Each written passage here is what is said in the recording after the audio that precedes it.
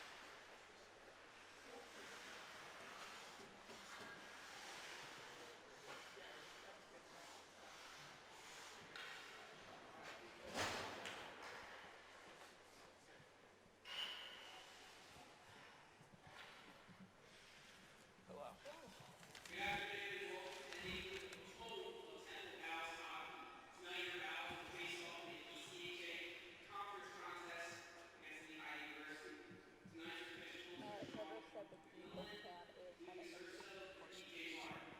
So we know where it is, but to help. This one's struggling. It's got this in here was I almost said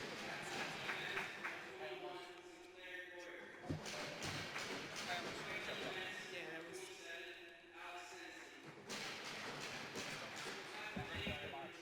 Alright, thank you. I would love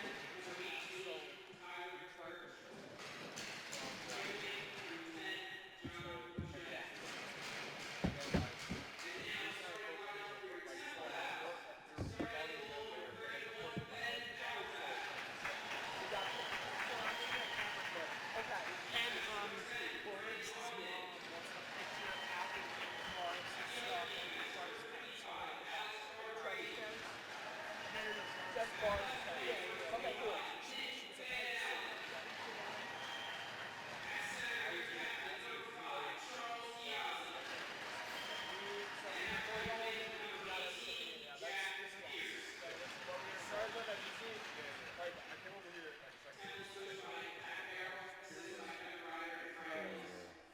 Sydney C. Chapter. So we can trade because we have the same.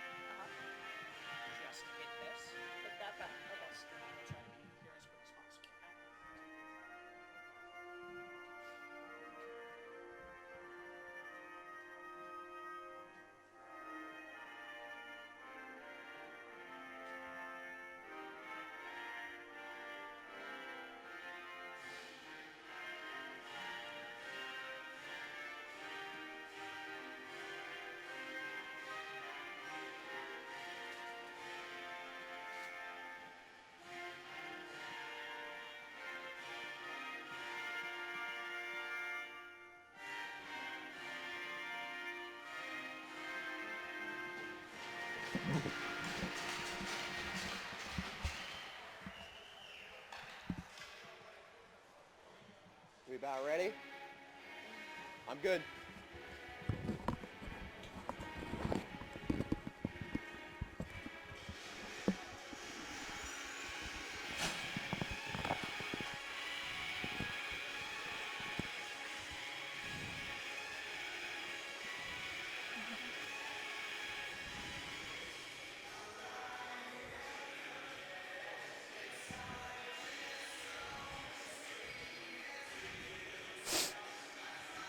All right. You tell me when we're going to go live. All right.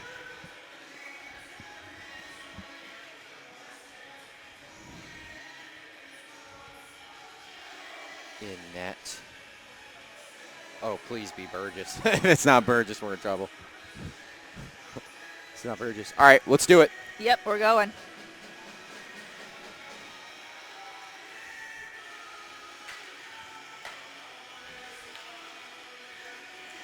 Hello and welcome here on a beautiful, crisp, cold Saturday afternoon in Mount Laurel, New Jersey. I am Taylor Snyder on the call, joined by Jay Niemeyer on color, Mike Zingroni in between the benches. Should be a good one here as the Temple Owls host the Lehigh Nighthawks. With 1939 expired here, first period of play, and an easy save right to the breadbasket of Stephen Glick. Hello, Taylor coming in from the benches. Hey, Mike, how you doing? Great, how are you doing? We're still trying to feel this one out here today. Yeah, definitely still trying to feel this one out, but definitely the night got started off, or I should say the afternoon got started off with a little bit of emotions. Obviously, senior night, saying farewell to 4.5 seniors, as Nick Van Allen had a senior night last year, but definitely some emotions in the building as we got a packed house here at the Igloo. It is the Mountain Hawks, not the Nighthawks. Watched Step Brothers last weekend, a common misunderstanding if you've seen the movie.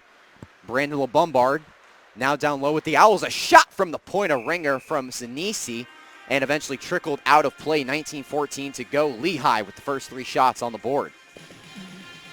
Well, Temple is eliminated from ECHA playoff contention after a regulation 3-2 loss yesterday to the Mountain Hawks, but still last game of the season, last home game, senior night for a lot of these guys, so especially Ingle and Auerbach, so definitely going to put up a good performance.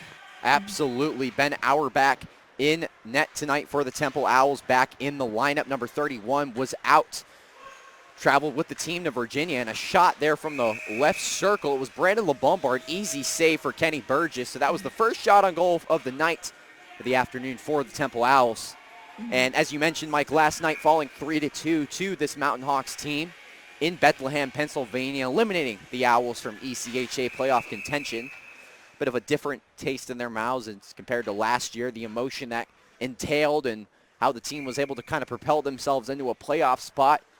They're two different animals, but they're playing for the seniors today. Still a lot on the line for these players. Everyone trying to leave it out there. Charles Giazza, Brendan Ondick, Nick Van Allen, Ben Auerbach, among those who are playing in their final game. Nick Van Allen actually in his second to final game. Unofficially played his final game in the first semester. I guess this is his final game. And it's Jack Pierce who set the first semester out, back in the lineup for the Owls. A play along the half boards. Going down low on the M board, it's Irie. This, I believe it's the third line as it's listed, has been out for about a minute already, and they're doing really well, definitely setting the tone for the entire game. And it's Irie down low trying to chip one over the shoulder of Burgess. He was not fooled, and the Mountain Hawks getting a test early on. It's now Verkler, pinned up in the boards. Mahalan joining with them. Troy Lacka scored last night for the Mountain Hawks out of the lineup, number 6. Moving up through ice. High slot, a ripper went wide left from Kelly. And now picked up by Fowler. Fowler, a dish cross ice to Magglio. Magglio accelerates. Left point entry, Magglio feeds it off for Pierce. Pierce tries to feed it down low to Fowler. Now on the M boards, backhander for Pierce to Fowler. Fowler is with LeBombard, crossing a ripper from the left circle, and a nice check there from Sean Fowler. Keeps puck time for the Owls as throwing it deep will be Crossen. On the retrieval is Fowler. 17:33 to play here in the first period. Shots are dead even at 2 account.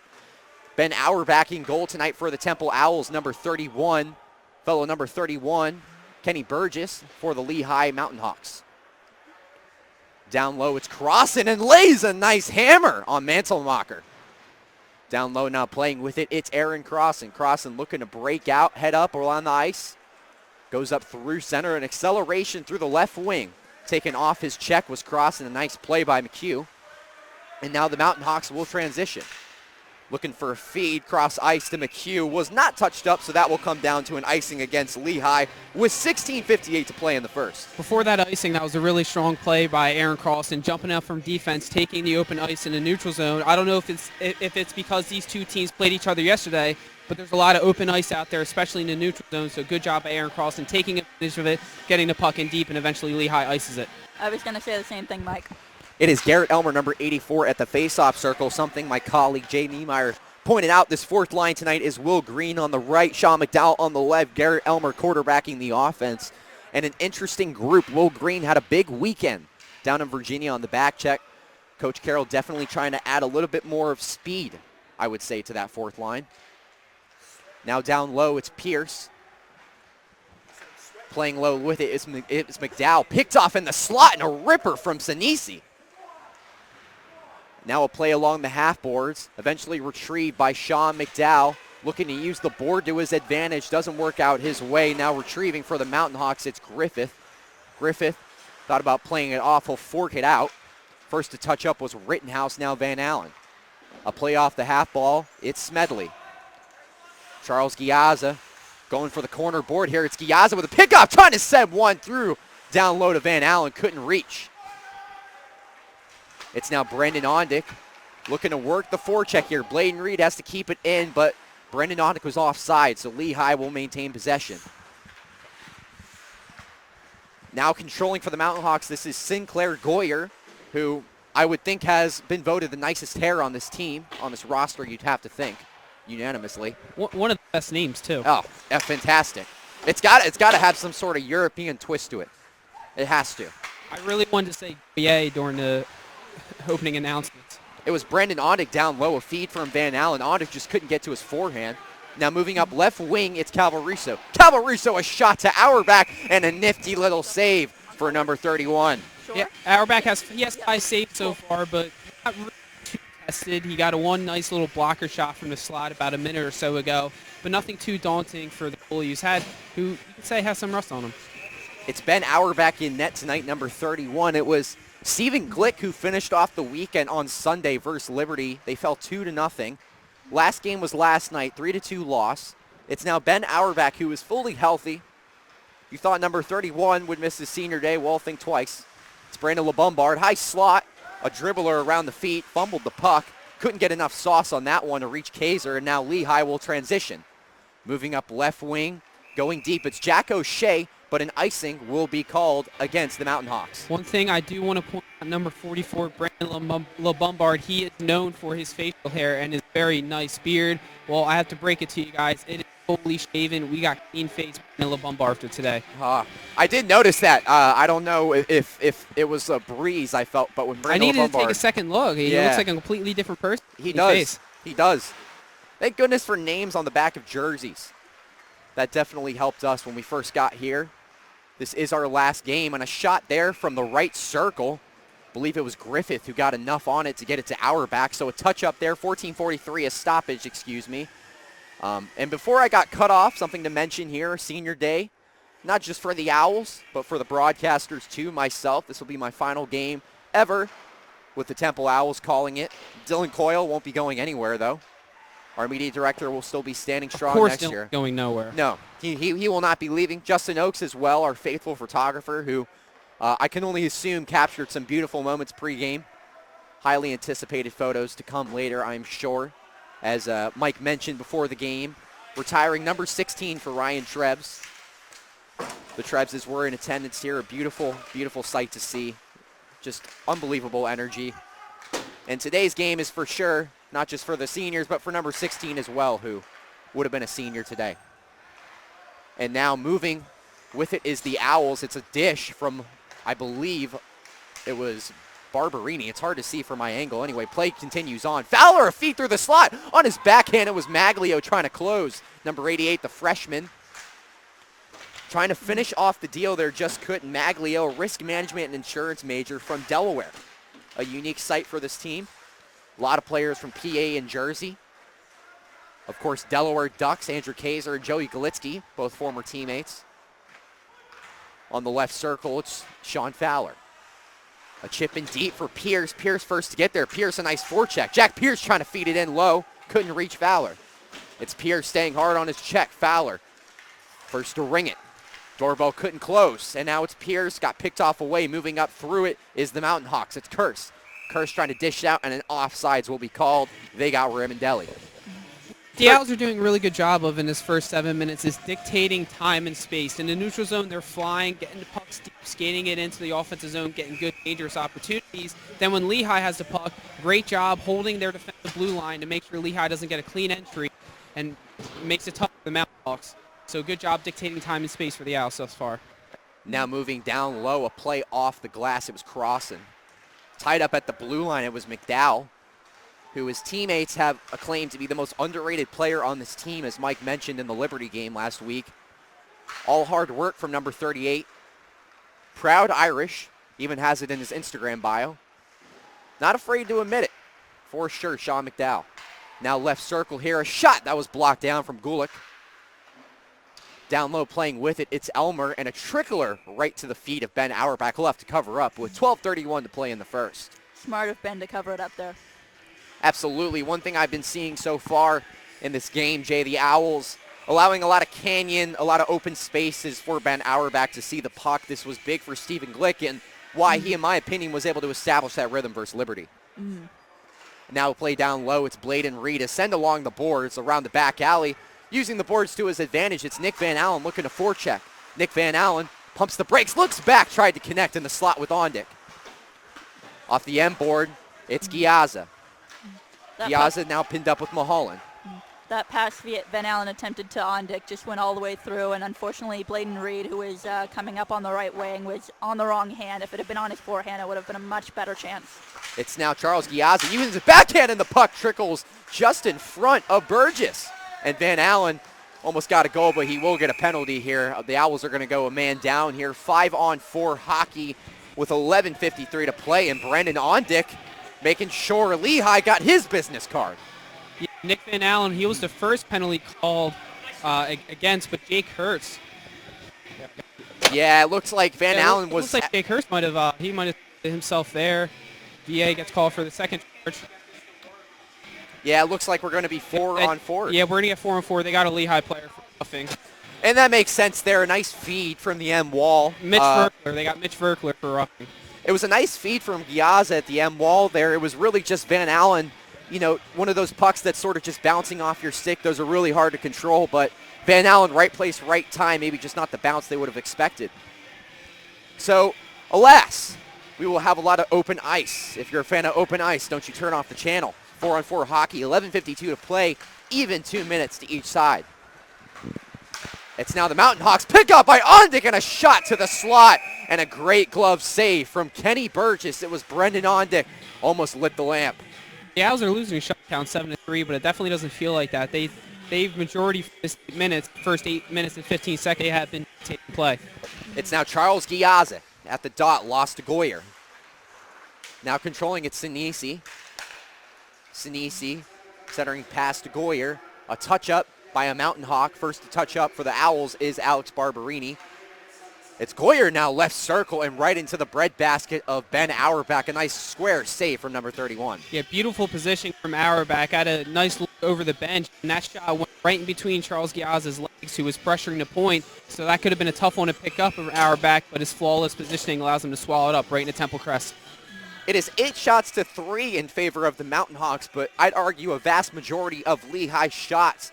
Not too high danger. The Owls playing a pretty clean swept game thus far, but again, the storyline reads zone time. The Owls need to establish some if they are going to put goals on the board. It was the transition game that kept him in it late in the third versus Virginia Tech. Alex Barberini down low in the trapezoid was picked off by a Mountain Hawk. It was Griffith. It's now Griffith pestering Smedley. Kaiser, his best friend, able to touch it up. Left wing entry. It's Irie. Irie using the backboards. Irie tried to put one through the legs, and to Kaiser, just wasn't expected. Now left wing entry, picked off, touched up by Smedley. Smedley going to the bench for a line change. Fresh leg coming on for the Owls. It's Bladen Reed. Now down low, it's Kaiser. Kaiser in a battle with Sinisi. Sinisi able to win this one. Sinisi past the trolley tracks into the right wing. Right circle shot off the pad of Auerbach. Now follow-up block down in front. It was Kaiser. Lehigh able to keep it alive here. 10:27 to play in the first. Lehigh going to take it out of the Temple zone, get a fresh leg on or two. Right circle on a ripper from Jack O'Shea. Save Auerbach left point now. It's Burke. Burke and a shot there. It was Levine. Down low, Burke pestering. In the slot, it's Levine again, and a touch up there. Didn't even reach Ben Auerbach. Left circle, lets one go. It was Ramondelli, and another square save from number 31, Ben Auerbach. With 10:02 to play here in the first period. 9 seconds remaining on the 4-on-4 open ice here. Full ice to come. 11-3 shots in favor of the Mountain Hawks. Temple looking to get some attack going. Penalties about to expire. Touched up back into the Temple zone. Ian Bowles will play off his backhand. It's Charles Giazza looking for a chip and chase. Ondick just didn't have enough legs to support him. It's now Van Allen tight-roping the blue line. Bladen Reed down low with the touch-up. Reed lost the battle on a touch-up shot from Latka. Bowles now moving up through neutral ice, accelerating and took a shot on the board. Van Allen lets him know about it after. Bladen Reed, a swift pass to Brendan Ondick, who uses his backhand to put it below the goal line. Brendan Ondick now in a battle with Levine. Charles Giazza surveys Giazza and a shot. A follow-up opportunity. It was Ondick on the rebound. Alex Barberini now left point. Swift skater Ondick. Point blank, looks to center. Shot scores! Brendan Ondick sends a shot to the slot. And we're going to have to see who got the touch-up. But nonetheless, 31 points on the year for number 10. And it's a 1-0 Temple lead with 9:05 to play. And a shocking turn of events. Dylan Coyle, my partner in crime, handing me my pen of victory. 9:05 to play in the first, and that's the name of the game. Get pucks in front of the net. Let it fly, baby. Mike Zingroni's going to have to get the official goal for us, but... Yeah, I'll get the official goal from you, but first, just going back, looking at that goal, that is just a great job, Fry. Brendan Ondick is getting the credit, but it's a great job by that VA, Ondick, and Charles Giazza line just forechecking. I'm not sure if I saw them offensive zone all game. They get it rolling. Puck comes out to the point of Barberini. A beautiful pass to Ondick. He sends it out in front, and it looked like it went off a Lehigh defender sticking in. If that is the case, credit will go to Brendan Ondick. That puts him into a tie for the team leading goals with 14. This is officially his 31 point on the season, and number 10 on his big senior day gets the Owls in front early, 1-0. And Mike, that's really... They say hockey's a cliche game, but that's really name of the game here. Point blank angle from Brendan Ondick. Not a lot of touch on the pass at all. Just enough to get it by the goaltender. Yeah, that's the name of the game. Forecheck, pucks deep, and cycle it. They're down. They're getting outshot by Lehigh 12-6, but it doesn't feel like that. And they get rewarded by just cycling. They're getting a puck in front of the crease, and it goes in. Brendan Ondick, as of now, getting credit for that goal, number 10, for the Temple Owls. And it's a 1-0 Hootie-Hoot lead here. 8:31 to play in the first period. It's now Magglio, the freshman. Play off to Fowler. Fowler pumps the brakes. Back to the forehand. It's now Pierce down low. Jack Pierce accelerating. Pierce, a dribbler. Pierce trying to get square in the slot. Couldn't close. Pierce now, a feed to Magglio. Magglio trying to go backhand, and Fowler. How could he not close that? It was Alex Magglio and Sean Fowler back to back, but it is still 1-0 Lehigh. Yep, with Fowler's backhand, but it just bounced off his stick. It's bouncing on the ice, and Fowler looks up to the yellow teams thinking, wow, what a chance I had. 10-3 shots in favor to Lehigh. It's now 12-7 shots in favor of Lehigh in a matter of 2 minutes. Temple finally starting to find that forecheck we've been looking for. Ben Auerbach standing strong, number 31, in his final game, keeping the Owls in this one for sure, but this forecheck starting to establish itself. In that last scoring chance, I really want to highlight Jack Pierce's play right in the middle of the slot. He was able to get a touch on it enough that he could get it back where his teammates could get control of it. Now, at neutral ice, it's Will Green. On the trolley tracks, a play to Bladen Reed to Bowles. Bowles is with Green, just went right by him. It's now Goyer on the backhand, a play around the back alley. A touch up by Werkler for the Mountain Hawks. Lehigh just looking to clear it out. Werkler, a play up. It's Kurz. Kurz picked off by Elmer. Elmer able to put it back into neutral ice. 17-17 to play here in the first. And Ben Auerbach eventually will control. Bladen Reed wastes no time around the boards. A nice little play to Will Green. Will Green looking to chip it past Sinisi. Green in a stick battle with Sinisi. Eventually picked off by Goyer, and hurdling the blue line coming up the right wing was Kurz. A nice play by Ian Bowles. Send it back in deep. It's Lehigh. Ben Auerbach touches up again. Will Green on his forehand gets into neutral ice. This is that fourth line we were talking about. 6:38 to play here in the first period. It's now Ian Bowles around the corner board. Bladen Reed just not fast enough to get it, and a tricky little shot off the stick of Ben Auerbach cross ice into the netting. 6:29 to play in the first. And it is still 1-0 Temple. If you're just joining us, the Owls getting on the board first. Unofficially, Brendan Ondick getting the tally for that one, number 10. A feed through the slot, hit off a Lehigh Mountain Hawk skate. And folks, sometimes that's enough. And it is 1-0 because of it.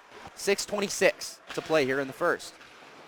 Irie, a play off the plexi. LeBombard first to meet a Mountain Hawk. Brandon LeBombard does not shy away from contact. We saw that in the Commonwealth last weekend. Alex Barberini, a play along the corner board. An icing to be called here against Temple. No touch-ups. And now a face-off to come in Ben Auerbach's part of the country with 6:07 to play here in the first. I think of any line to be trapped on after an icing, this is probably the best one. They've been showing the biggest energy. Absolutely. And one thing I did want to note, Jay, this line in itself, maybe not statistically, but down that last weekend in Virginia, it was Andrew Kaiser who a lot of teammates probably would have said was almost the MVP of the weekend for people who didn't get on the stat sheet. I mean, Andrew Kaiser seems like he was in every position in every moment last weekend in Virginia. Especially those two Liberty games. He was all over, especially with the forecheck, getting pucks in deep and just driving to the blue crease. He is a talented player, number 12. His teammate Brendan Ondick speaks very highly of him. Says his scoring capabilities are vastly overlooked. It's now Andrew Kaiser working to his forehand to neutral ice. It's now the Mountain Hawks touching up. A nice back check there for Michael Irie. It's now Brandon LeBombard. LeBombard says hi to Levine. Barberini, a sauce, deflected off the stick of Giazza. Touch up down low, no icing. Brandon LeBombard first to meet Levine. And Barberini kind of stutter stepped, was looking to unload the can and just caught in his own tracks. Nick Van Allen now working to his backhand. It's Brendan Ondick with the game's only goal, number 10. Brendan Ondick for Van Allen. Van Allen for Giazza. Giazza back with Van Allen, and a touch-up to Ondick. Looking to put two on the board, Brendan Ondick. It's now Charles Giazza down low along the end wall. Pestering him was Ondick, and now Lehigh able to break out. Moving up right circle, couldn't control the puck. It was Calvo Russo. And now Van Allen finding himself alone here with a bit of space. Van Allen with Ondick. Ondick back to Giazza. Giazza send on the net. Easy save for Burgess. And a penalty call coming against Temple. Brandon Ondick, a love tap after. Oh boy. And it's Levine and Ondick exchanging business cards, and Levine got the worst of that and a nice little extra reform from Nick Van Allen after the fact. Yeah, Ondick after that shot by Giazza and he couldn't get the rebound, his stick just comes up and gets a Lehigh player high. That's what the initial penalty was coming from, but Levine coming in for the Mountain Hawks. I don't know if it's too smart for him because he may have just evened this up at 4v4. We'll get the penalty calls for you and the rest make them official. Well, one thing to note about Brendan Ondick spending extended time with number 10, if you really get to know the guy, he's hysterical. I mean, he loves his jokes, and I can only assume he told Lehigh his best joke yet by their reaction. So penalties, plural, to come. it looks like Ondick's going to get maybe something. There was already originally penalty call coming towards the Owls' way. It's just a matter of if they add the Lehigh on. So they got 10 on the board, so officially 5-on-4 now. And there you go, Levine getting 2 more. So we're going to have 4-on-4 hockey here. Open ice with 4:36 to play in the first period. And there is a sign in the audience, Mike. The camera is right on it right now. It says, I Heart Fowler. So last year, Jason Ferguson, well, we know about that fan club, Mike. What do we think about the Sean Fowler fan club? Well, the Sean Fowler fan club, I'm going to see what we can do in first intermission as it goes to joining it. I'd be down for that. Yeah, absolutely. And I don't know if you guys can hear Ondick and Levine just going at it in the penalty box, but Ondick got a slashing penalty, Levine got a roughing penalty, so negating minors 4-on-4. Now, Mike, was the original slashing minor to Ondick before the roughhousing? I don't think he heard me. Oh, so I'm going to assume the original slashing went to Ondick for sake's sake. And it's now Michael Irie on his backhand, almost trickled right by Burgess. That wasn't the easiest save. It's now the Lehigh Mountain Hawks moving up left wing. It's Langevin. Langevin cross ice. Griffith with Lehigh. Pinned up with Bowles. High slot Sinisi. Sinisi, a ripper, went wide left. Now I'm working with it at Sinisi again. High slot Sinisi, a dish and a ripper from Langevin. It's 4-on-4, but it's looking a lot like a Lehigh pass. Absolutely. Temple has to get this puck out of here. This has been a very consistent period for Temple on their back check. We would hate to see that break right now with 3:28 to play in the first. Now moving with it, it's Sinclair Goyer. It's got to be one of my favorite names in the ECHA, but Goyer has no other option but to clear it deep. So Temple now working on the breakout. It's Bladen Reed. Reed, a chip off his backhand. A slide by LeBombard. Nifty move. LeBombard on the backhand, broken up by a Mountain Hawk. LeBombard now took a shot to the boards. Tied up with him, it's O'Shea. And now eventually controlled in the slot by Mena. Mena, a dish picked off by Barberini. Lehigh able to settle the puck down for now, 2:52 to play. Looking to break it out, it's Connor Mulholland. Defenseman, swift skating. Does not shy from points, number 7. A feed up, a play through to neutral ice, and a chip in deep. Ben Auerbach, a sweep along the side. Down low, it's Smedley, number 15, who pushes it to his teammate, Alex Barberini. Barberini pumps the brakes. Barberini, a play down low to Smedley. Smedley looks for crossing. It's now LeBombard. To Giazza, and a ripper from the high slot.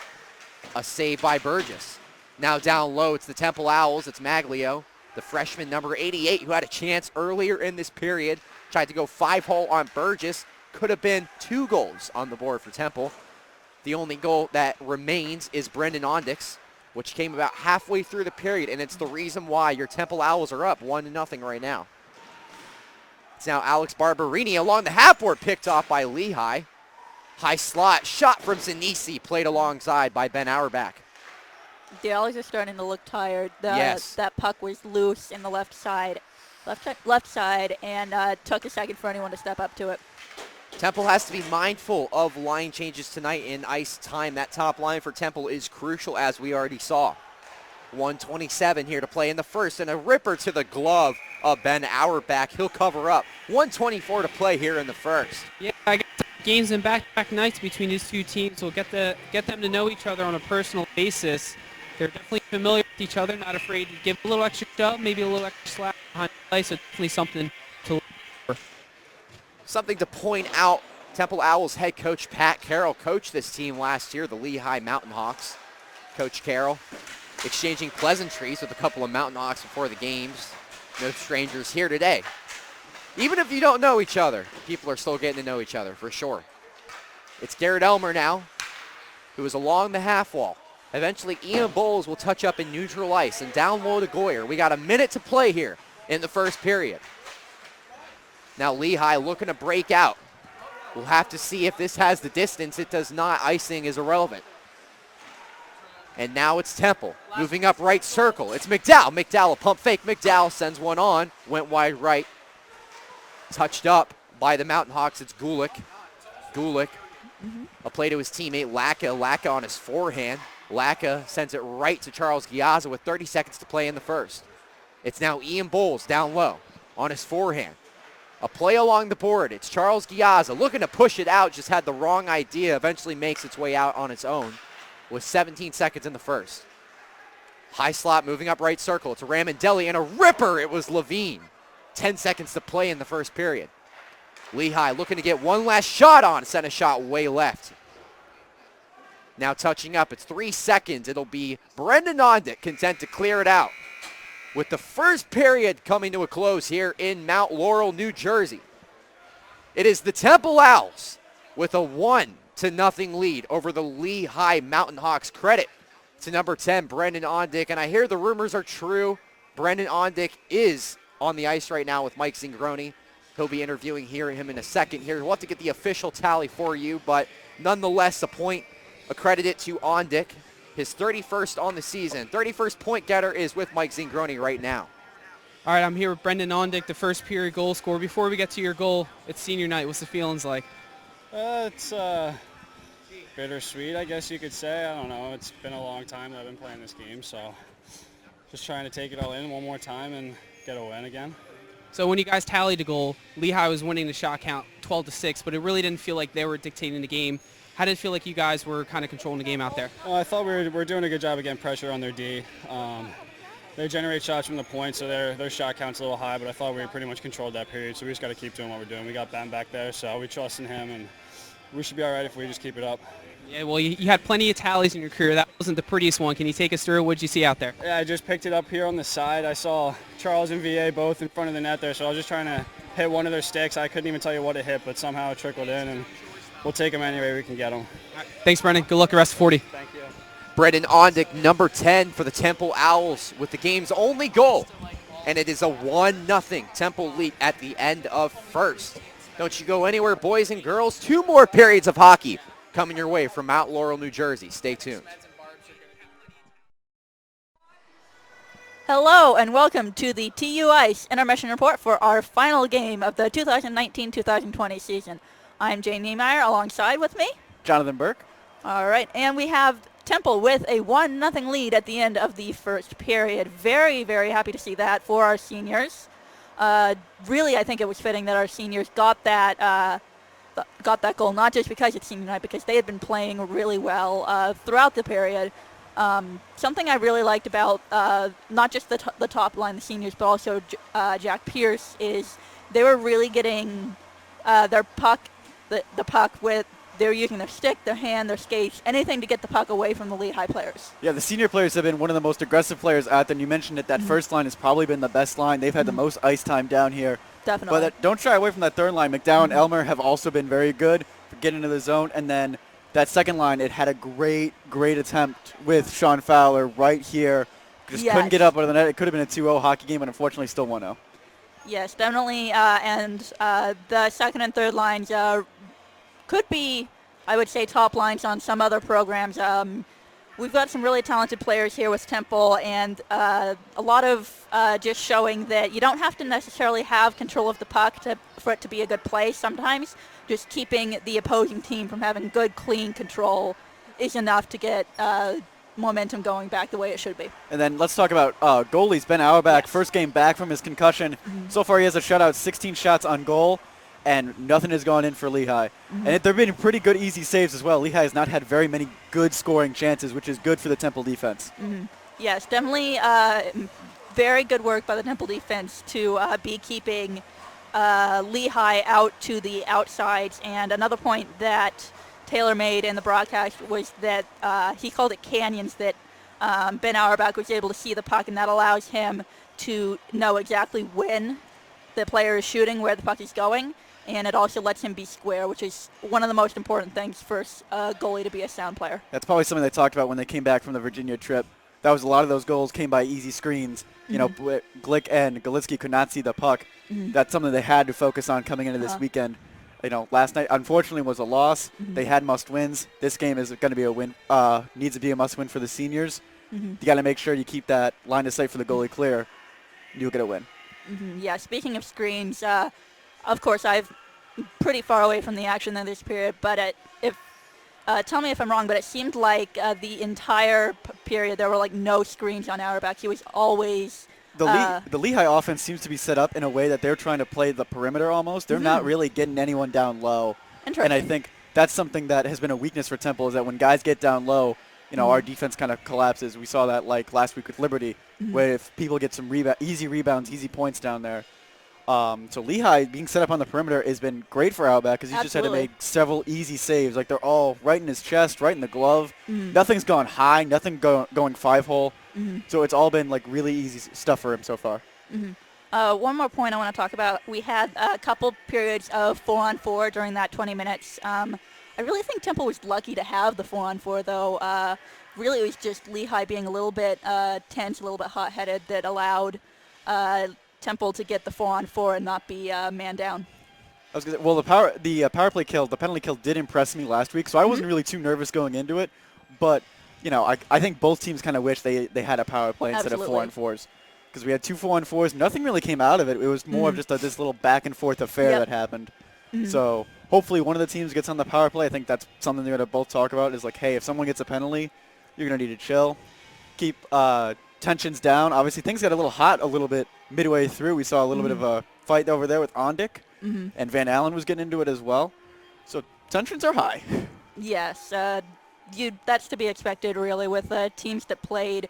Not only did they play each other last night, but they played close. And if I'm not mistaken, Temple was leading, and then Lehigh came back, correct? Yeah, Temple was leading up 2-0. Lehigh came back and won the game 3-2. And these are teams that have been close to each other in the standings pretty much all season.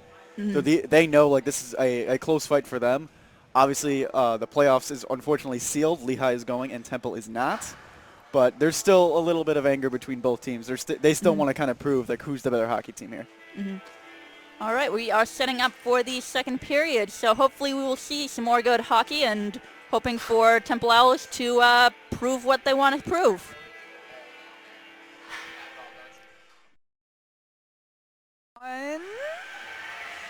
Hello and happy Saturday to all of you tuning in on the TU Ice Network. Through one period, it's the Temple Owls with a 1-0 lead over the Lehigh Mountain Hawks. I am Taylor Snyder.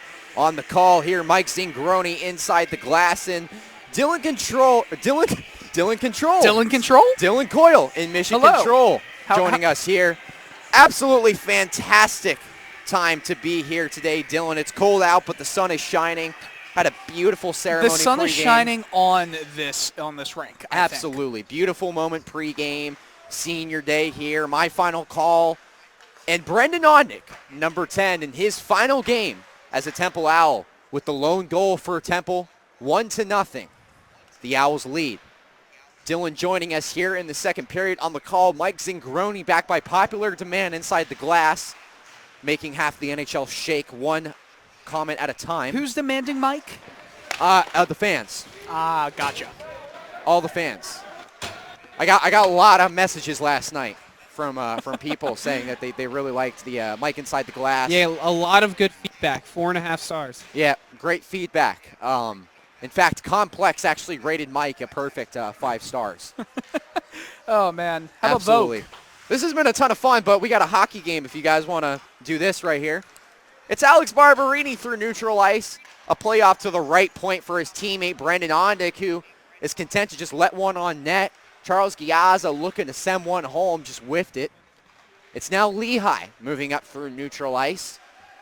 A pump back for Kurz, and a play to the board. Took a weird bounce right to the stick of Alex Barberini. So the Owls will look to clear out. No one touches up, though. Easy icing call for the officiating with 18:40 to play in the first. In the first period, the Temple Owls had a lot of space to work with as Lehigh was backtracking a lot, especially in the neutral zone towards the end of the first period after the Owls got that Ondick goal, closed up a little bit. So definitely something to look for in the second period, how to transition from defense to offense. And a shot right off the face-off. It was a ripper by Mulholland. Ben Auerbach up to the task. Has faced 18 shots tonight. All 18 have been saves. It's Charles Giazza now along the half wall. And a miscommunication there. A bouncer over the stick. Lehigh is going to be forced to retrieve. It's Nick Van Allen That should have been a sprinting penalty. back. He got hooked down. It did look like he had a little extra tug there at the end, but nonetheless, play on. Yeah, he flat out beat Mulholland in a race. Flat out beat him in a foot race, and Mulholland tried to give him a little slash on the stick. So VA really couldn't control it, but he got the shaft a little bit more in the hands and took VA down. Should have been a penalty. The Owls bench was waiting for it, but the ref with the orange stripes was right in front of it, and he said no. It's Jack Pierce off the face-off, a win. Fowler first to get it. Smedley looking to dish for Magglio. Just too hot on the puck. Kept in at the blue line by Pierce. Pierce now backpedaling. Eventually picked off by Kyle Smedley. He'll use his backhand to get it to the trolley tracks. It's Pierce at a war on the blue line. Smedley surveys, looks back, finds Logan Hurwitz, number 19. Hurwitz, one of the last off the bus when we got back home from Virginia last week, and had a great conversation with him. Long weekend, but enjoyed his time. Alex Magglio, a ripper from the right circle. Talking to Logan after the game, said he was just real happy to have a bonding experience with his teammates. Said all around thought the weekend was a really good time. Good positivity, especially from a team with a lot of freshmen entering this year, and that has been the lesson entering the final game of the season. It's Alex Magglio working down low. Magglio has had a couple of good looks in this contest. Yeah, Magglio, he's been active since the opening faceoff. It's Sean Fowler now. Checks his rear view mirrors. Bladen Reed was right there with him. It's Ian Bowles sprinting to keep it in. Jack Pierce along the trapezoid. Into the corner board, a nice feed for Fowler, and a follow-up opportunity. It was Michael Irie right on the doorstep.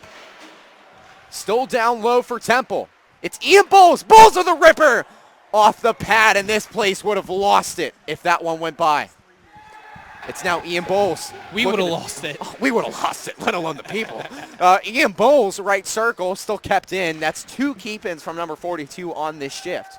Guys, we're going to get a Lehigh penalty. Got the stick in the skates. I can't tell who fell down. That was Sean Fowler. He gets tripped up. 16:29 left in the second. Al's going to man up.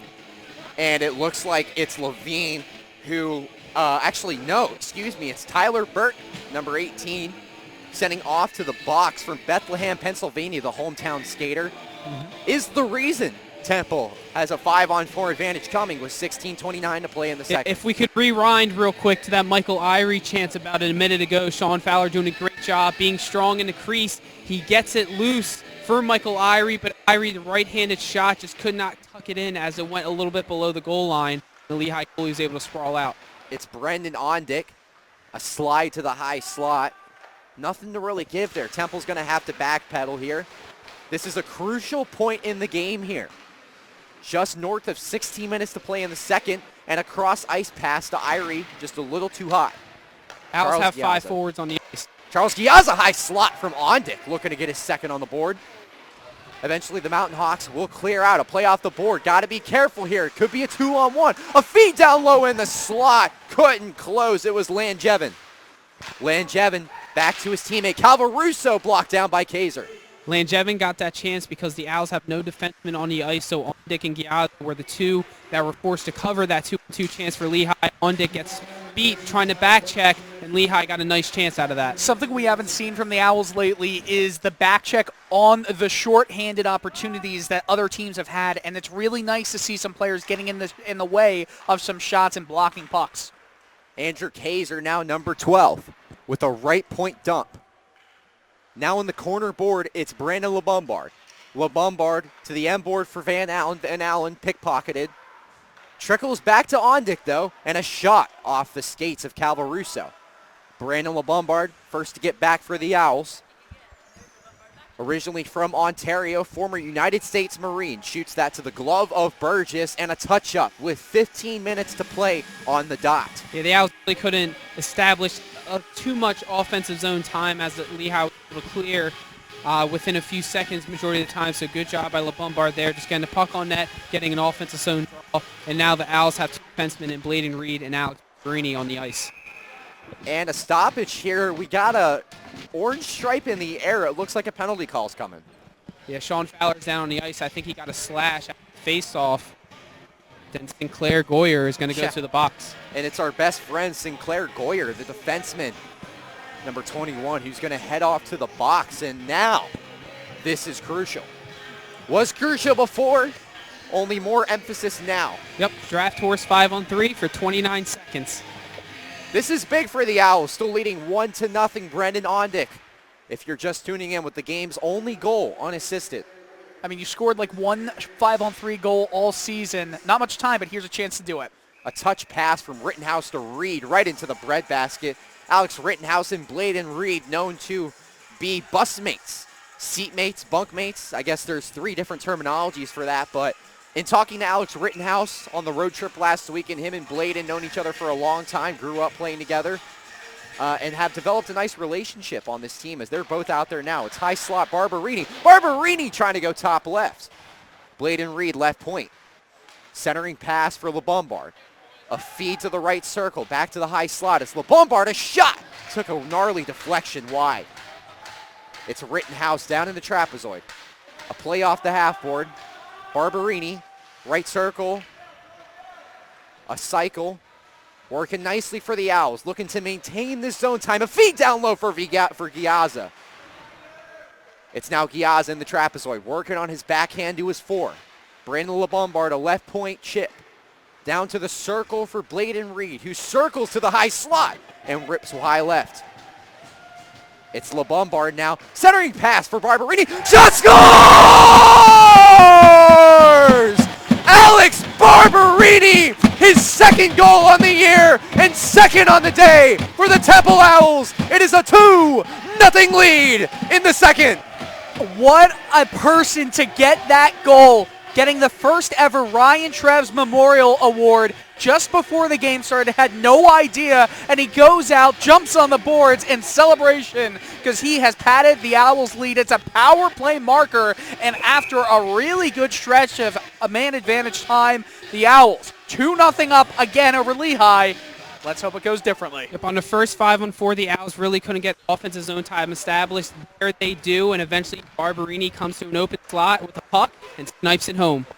Temple entering today converting just south of 20% on their power play. 26 of 136 on the year is officially 27 of now 139. A huge power play goal for the Temple Owls, and it's now 2-0. 13:46 to play in the 2nd. And what do you know? Alex Barberini, his 7th point on the year and his 2nd goal on the year. An unlikely character, puts the Owls in front by 2. Huge surge of energy in this building right now. Playing here on Senior Day, Temple up 2-0. Yeah, a lot of smiles and a lot of happy emotion on the Owls bench thus far. Still a long way to go. Wasn't an easy save for Auerbach there. And another one just feeding him in the left point. It was Ramondelli. It's now Will Green, doesn't know where the puck is, finally locates it right at the trolley track. It's now Hurwitz looking to seam his way down low, just couldn't do it. Levine now with the Mountain Hawks controlling. Levine, nifty little play on his backhand. The puck, just way too much open ice. Retrieved by Lehigh, straight to the net. And a great save off Jake Kurse by Ben Auerbach. What a reaction from Auerbach. He was expecting that shot that glove side. And he was ready for the glove shot, but his right pad goes down in reaction to it, and he was able to react and get the low shot on the right pad to keep Lehigh off the board. That is something the Temple Owls do not want to happen right now. Last weekend, the theme was loose pucks. That puck was way too loose. Through 4 different white jerseys, that was a clear shot to number 31. Lehigh looking to dump out. It's Nick Van Allen now. Van Allen, a nifty move and a ripper from the right circle. Van Allen looking to close. Still down low in the back corner. Eventually touched up by a Mountain Hawk. 12:33 to play in the 2nd. It's now Temple looking to forecheck. Finally able to maintain some zone time here, looking to build off it. It's now Lehigh, a left point entry. A chip along the board there, getting chippy with it was Logan Hurwitz, number 19, the freshman. Charles Giazza.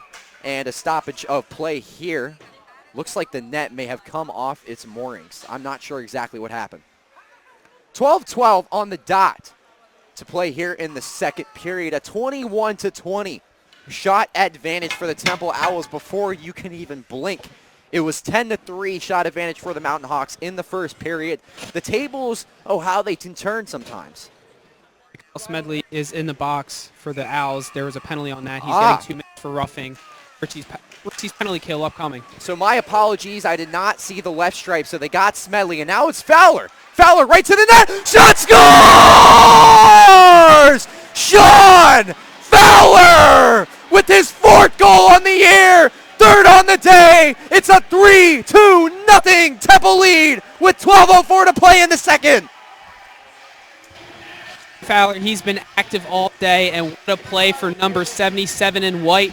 The puck's coming along the boards, and he chips it past the Lehigh defense, and it's just him and the goalie.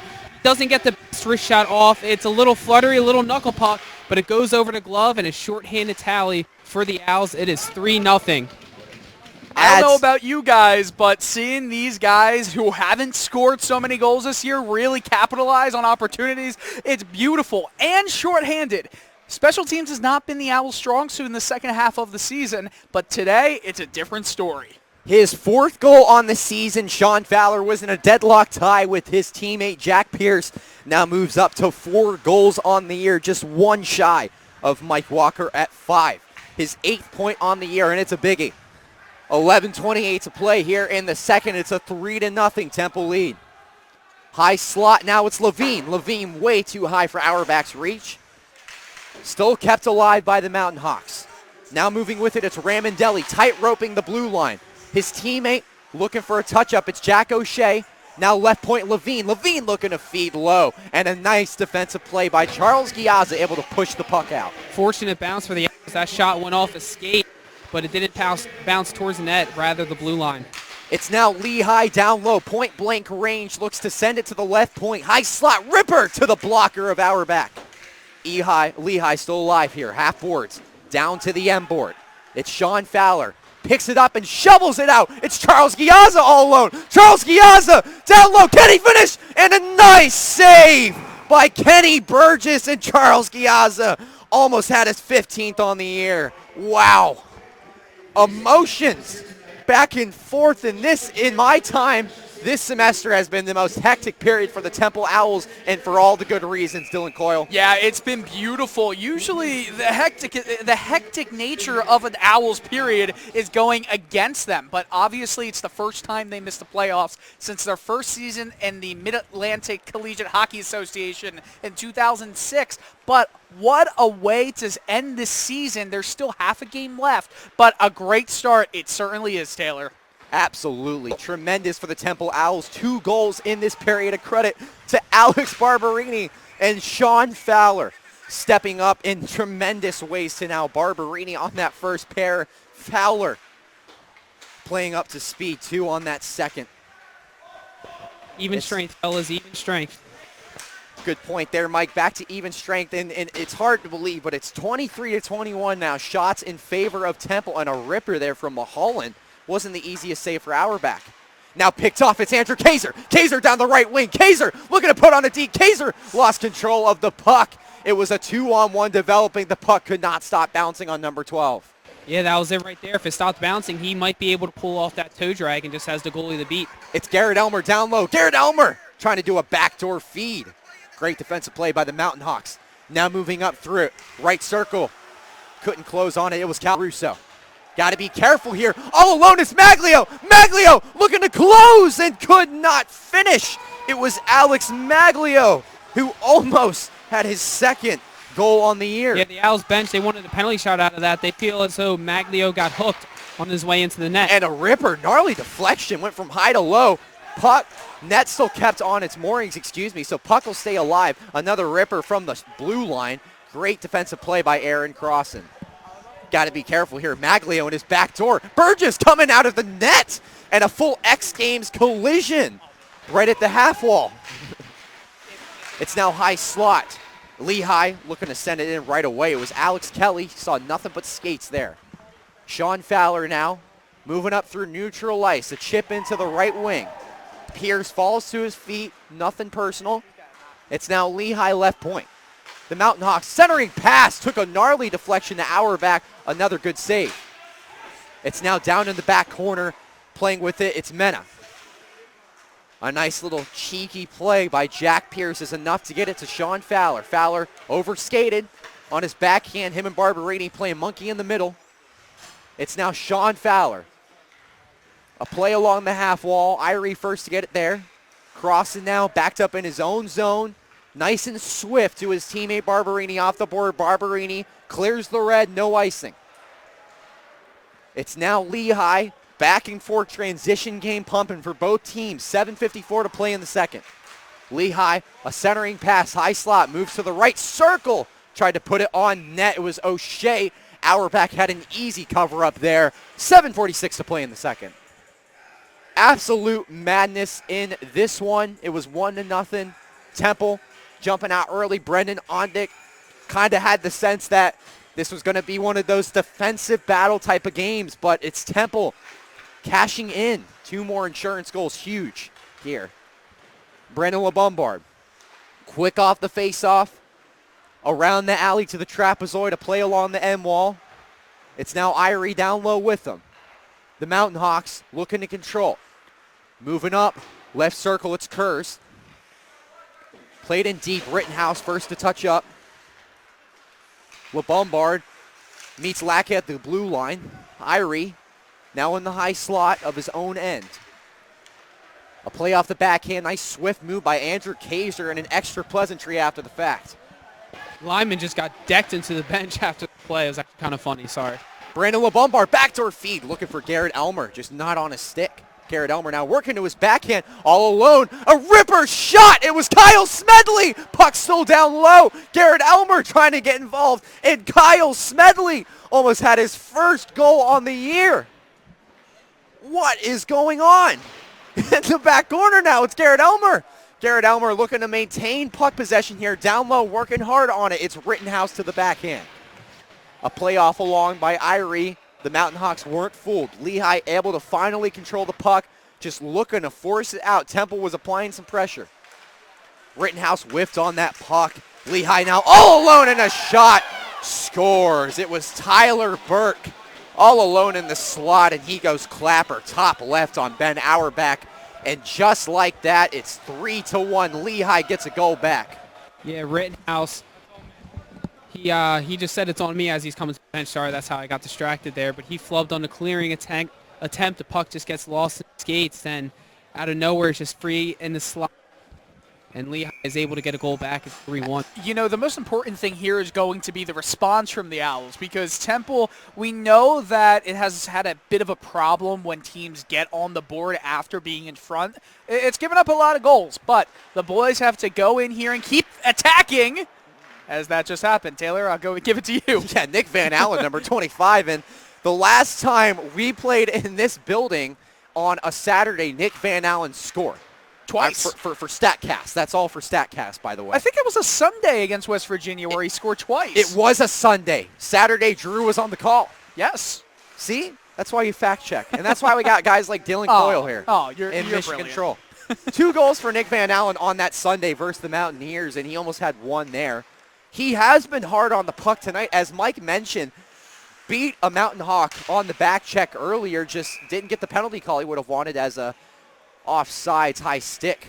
Vice versa, doesn't matter, is called. So face-off to come in neutral ice. 5:33 to play here in the second period.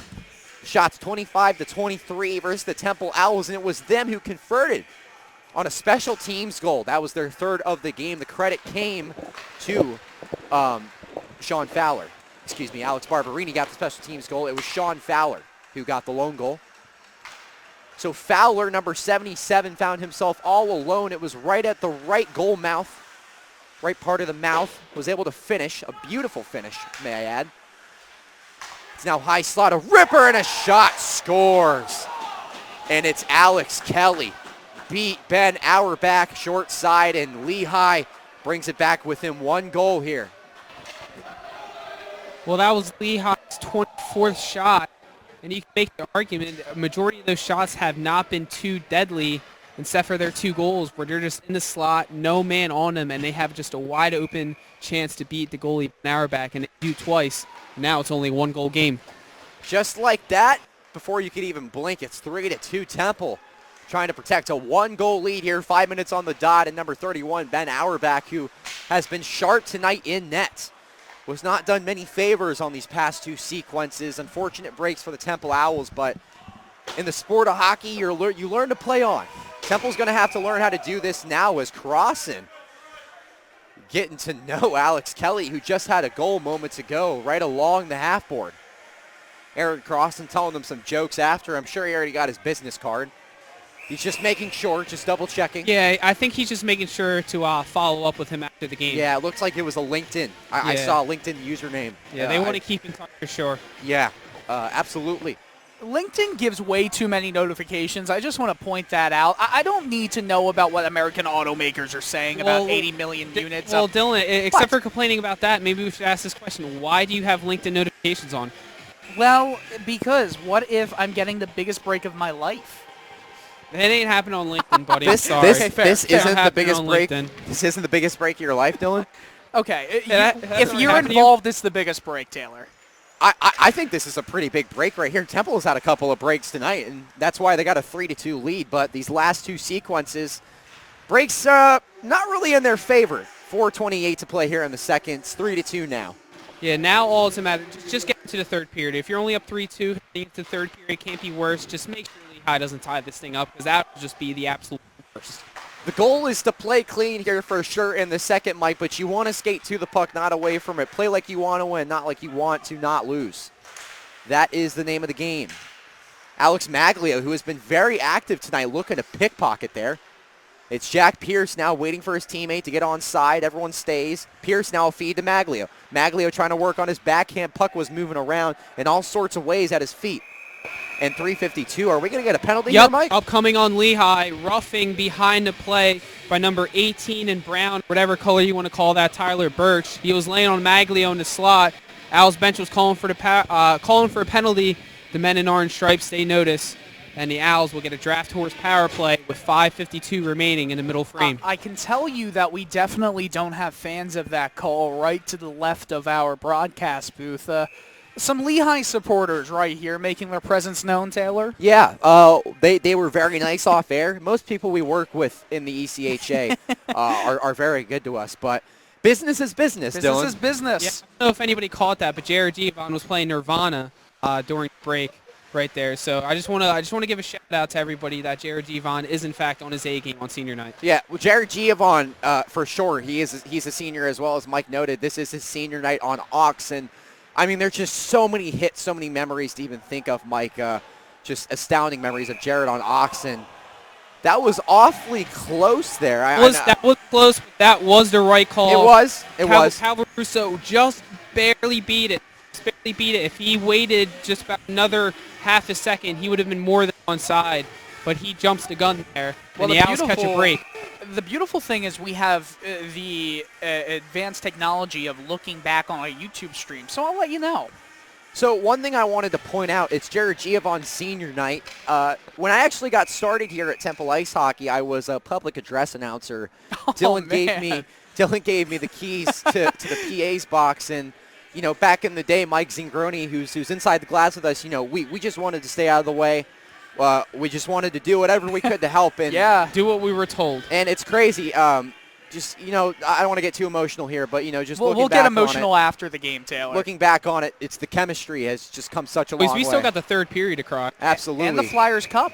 A swift shot from the left point. It was Charles Giazza right to the breadbasket of Burgess. And just to build off your point, Dylan, we will be doing the Flyers Cup. Maybe say something real quick about that if you got a minute. Yes, absolutely. Yeah, Flyers Cup. We are doing the selection show next Sunday. You and Mike will be heading that show as the puck is cleared down right as the face-off is taken. We'll be doing the selection show. That'll show up at 7 o'clock on the Flyers Cup YouTube channel. And then we're going to be doing, I believe, 16 games of all the 5 division semifinals, the single through AAA, New Jersey, Delaware, and girls. And we're also going to do the 3A division state championship. So 16 games in total. We're not going to do the semifinals of New Jersey and Delaware. We'll have another person be doing that. But it's a great thing. Bill Meltzer tweeted about it today. He was a Flyers reporter. Sorry to keep going on with this diatribe right here. But no, it's perfect here. We got a second here. we got a second here. It's Jack Pierce in the penalty box, or excuse me, Lehigh in the penalty box right now. Same number. But it's 5-on-4, still to Temple. 50 seconds remaining on that. Brandon Ondick, who had the game's first goal, number 10, playing on his senior night. A pass up to his teammate.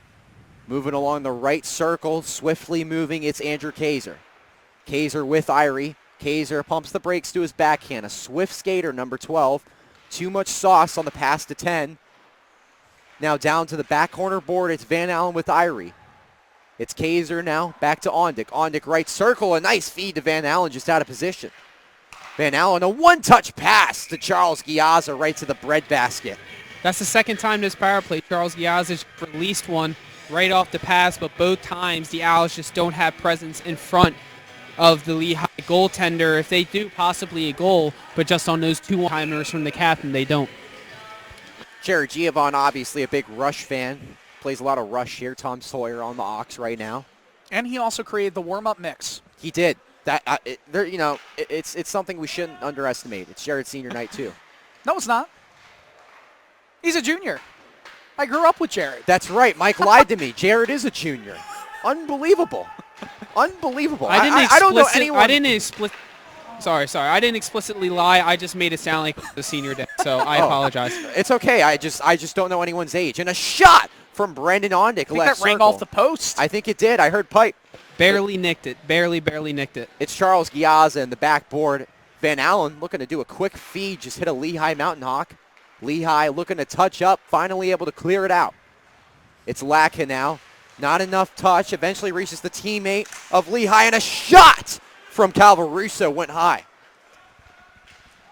I think that nicked Auerbach's shoulder as well, so a good save from him. It's now Giazza. Picks one off in the slot. Giazza, right circle, ripper on the doorstep. It's Will Green. Will Green trying to close out, and with the puck is still idle.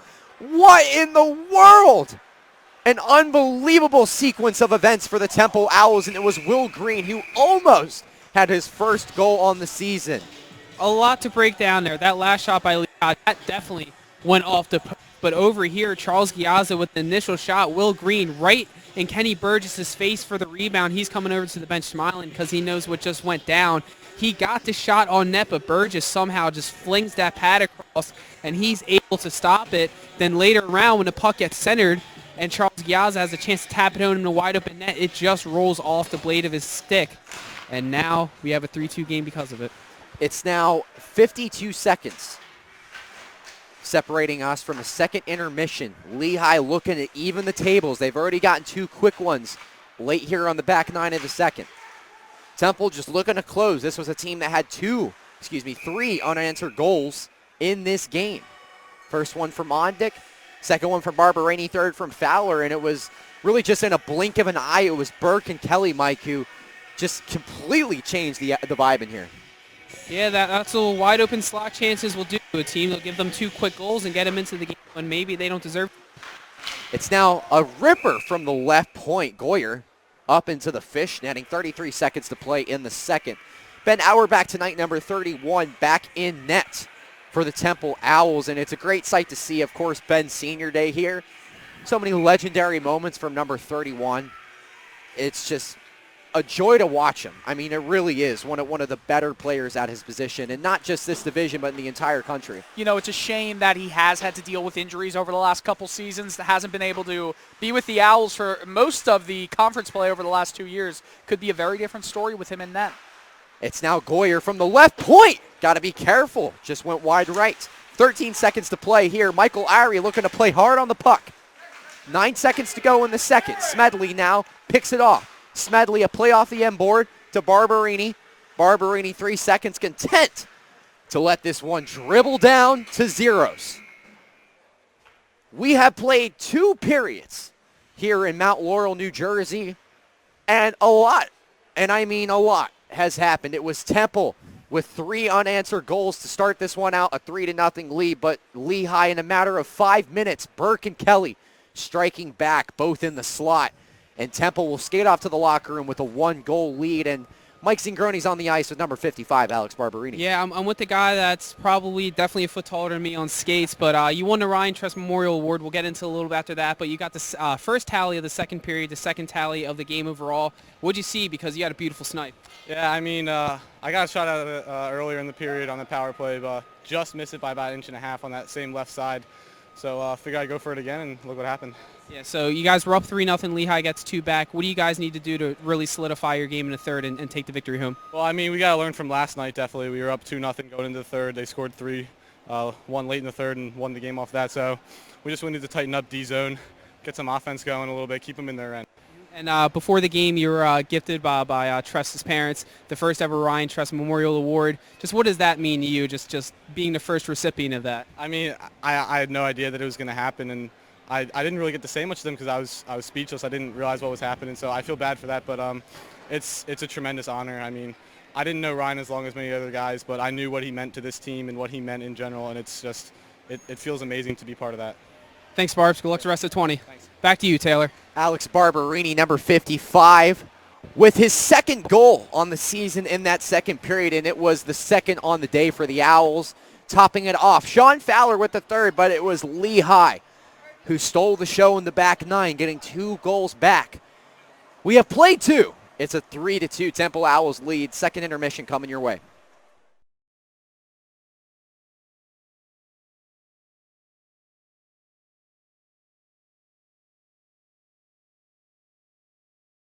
And welcome back to the TU Ice second intermission report. I'm Jay Niemeyer, alongside with me. I am Jonathan Burke, and that second period is a lot more to unpack than the first for sure. Now we have a 3-2 hockey game. Temple's still up by 1 goal, but it was a very much intense second period compared to the first. Yes, definitely. Temple got out to a 3-0 lead really quick. Really impressed by both the goals that Temple had in that period. Yeah, on a night that we honored some of our seniors, we honored Ryan Trez, retired number 16, gave out a Ryan Trez award. It was only fitting that the man who received that award, Alex Barberini, was the one who set that up that second goal. Second goal of the season for him as well. Our media director, Dylan Coyle, bothering us. And then the third goal, I don't think anyone has wanted a goal this game more than Sean Fowler, because he had 2 big chances, one in the first period, another one early on in this period. Gets a shorthanded goal to give us up 3-0. However, Lehigh did come back. Yes. 2 goals right from the point, high sniped shots, and we have a 3-2 hockey game. Yeah, both of the Lehigh goals came when they were aggressive. They were moving fast, pushing Temple's defenders back to collapse on Ben Auerbach, take away his eyes, which they hadn't been able to do in the first period. They were a lot better at that this past period. Yeah, definitely towards the latter half of the period when they had some guys sitting down there. They had number 22, Ryan Griffith. He was sitting down there being the big guy trying to get in Auerbach's way. You know, they have a team full of snipers, and I think that's what they specialize in, but they need to get someone big down there if Lehigh wants to try and come back. Now for Temple, just maintain the zone time. They were doing really good early on, especially with the 2 power plays. Definitely. And, you know, there's been some really aggressive people out there. Alex Magglio is another guy who really, really wants a goal, has had 4 or 5 chances already. Definitely, yes. I have been, this is honestly my first time seeing Alex Magglio play. I've been, not been able to really be with the team that much. So this is my first time seeing Alex Magglio play, and he is quite impressive so far. And if he's a freshman, we're going to get 3 more years of him. Temple Ice Hockey has a good one there. Yeah, and then let's talk about some of the defensemen. Ian Bowles, especially early on, helping the offense and keeping that puck in. He almost had a chance to score, and if he did, I think like everyone over here would have gone insane. Definitely. And then Aaron Crossan has been fantastic on defense with the passing lanes and making sure to get that puck out of Temple zone. Yes, I definitely wanted to talk about Aaron Crossan. He's really impressed me, especially in this second period. Before the 2 Lehigh goals, he was very key in keeping Lehigh getting on the board earlier than they really did. I remember there was a spot right up at this blue line, just a really simple play. He faked as he was going off the boards and then pulled it off and went towards the center of the ice. And it was just a really simple play, but it worked. It was effective. And he's definitely a really good defenseman. And pairing him with Alex Barberini, that's just a really big pair. They're both 6'4" and 2 tall on Barberini's side. Yeah, and then, so what does Temple really need to do to make sure that Lehigh does not mount a comeback? We had a 3-0 advantage. Now Temple is down to only just a 1-goal lead. What do they need to do to keep Lehigh there? They have to get back to what they were doing in the first period with just disrupting Lehigh enough to give them a 50-50 puck 50-50 pucks Temple can deal with. They don't want to risk having Lehigh in possession. So get back to what the first line and the third line were doing with just disrupting Lehigh just enough. Just get their stick, their glove, their skate on the puck when they have to. Temple's won the first period. They won the second period. If they can win the third period, they win the game. All right. That's going to be it for us for the intermission report. We'll be back with the third period after this.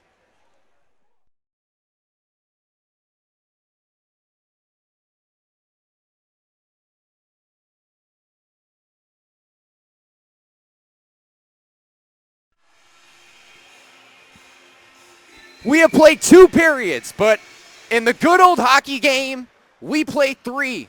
Senior day for the Owls on the ice, and for the Owls calling the game, my last game ever. Broadcasting for Temple Ice Hockey, and a trickler off the pipe from Charles Giazza.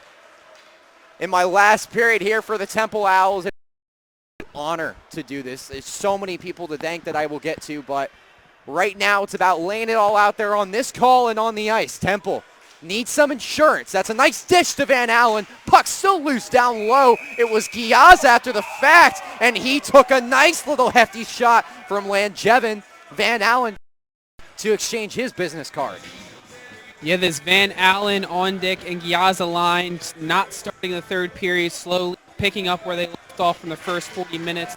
Forechecking, pucks on net, pucks deep, and just really getting good momentum for the Owls forward units. And it's Sinclair Goyer who apparently has all the hopes, and him and Brendan Ondick are still chirping. They had some pleasantries for each other in the first period, and Brendan Ondick just can't stop smiling. We're going to get a draft horse power play out of this. Number 19 for Lehigh, Justin Lavgin, I'm not sure how I've been saying it, Taylor, but he is getting the roughing penalty, and there's going to be a nice little 5-on-4 for the Owls.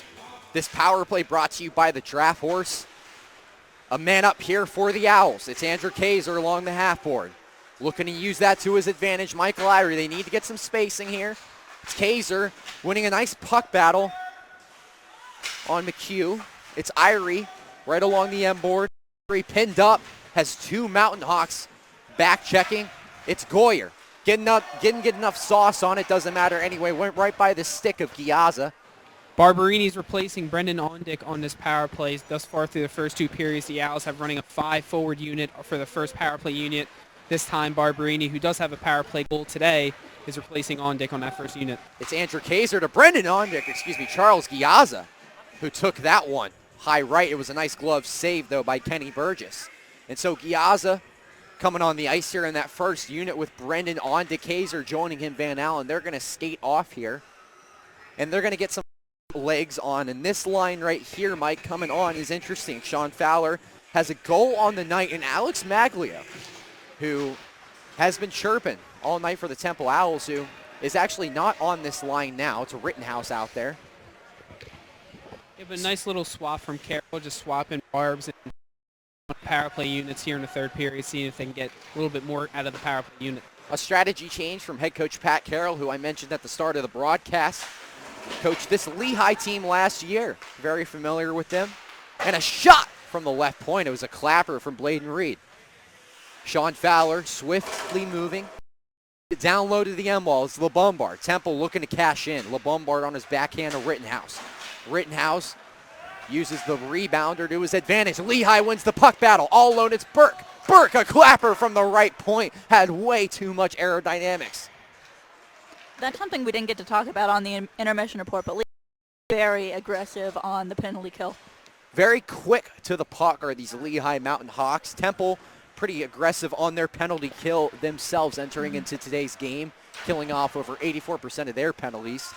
Both teams are good on that side of special teams. It's now Lehigh got to be careful here. A quick transition.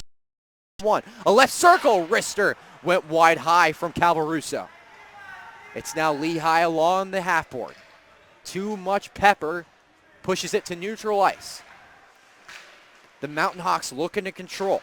It's now Ramondelli from New Rochelle, New York, who to his teammate. Brendan Ondick there in the corner board.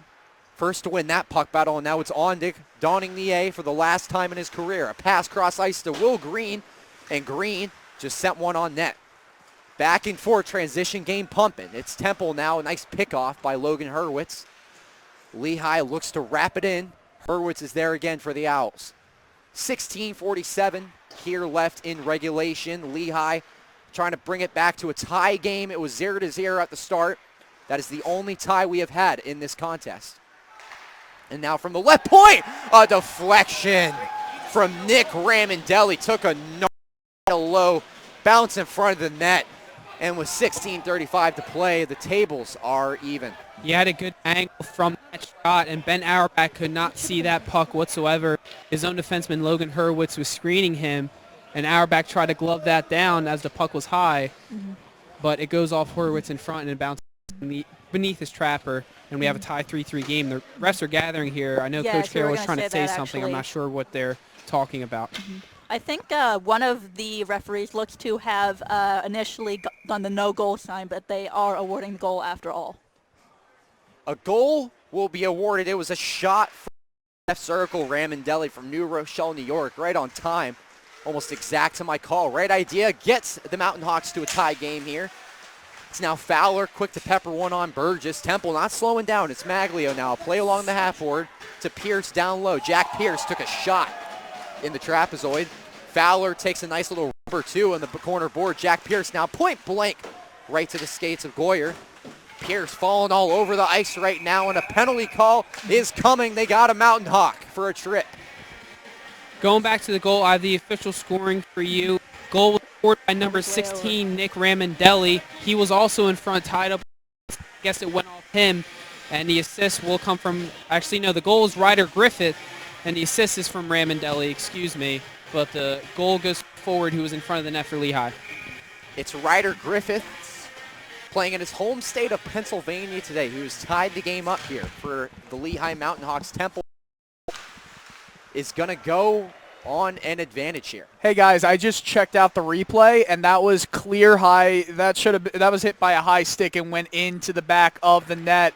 That should have been no goal. The referees missed one horribly there. Yeah, when Auerbach reacted, it seemed like that, but I thought it went off of the. Ben Auerbach has been sharp tonight in between the pipes. 26 shots for the guests. Ben has saved 23 of those, and I would argue 2 of those 3 were just wrong place, wrong time. Both in the slot, scorchers, square to the net. To Lehigh, those 2 good looks in this hockey game. But they have pushed back here in the back 9. A credit to the Mountain Hawks. It was Barberini, on Dick, and Fowler, all getting on the stat sheet for the Owls in this one. A quicker response from the Mountain Hawks, not phased. 15:28 to play here in regulation. There's still 1:18 to play. Has an opportunity to cash in. Moving up through the right wing. It's Irie Rister off Burgess. Got to control the rebounds here. Lehigh doing that. But it's Charles Giazza hard on the board with Nick Van Allen. Now down low, a whiff. Charles Giazza playing up on the right circle. Giazza looks high. Giazza! A shot. Had the right idea. Burgess didn't know it was coming. Great idea from the captain right there, just sending a shot on net, gets it through all the bodies. Burgess was well screened, but it's able to hit him right in the chest, and he covers up. And we have a stoppage with 58 seconds left. The Owls man up.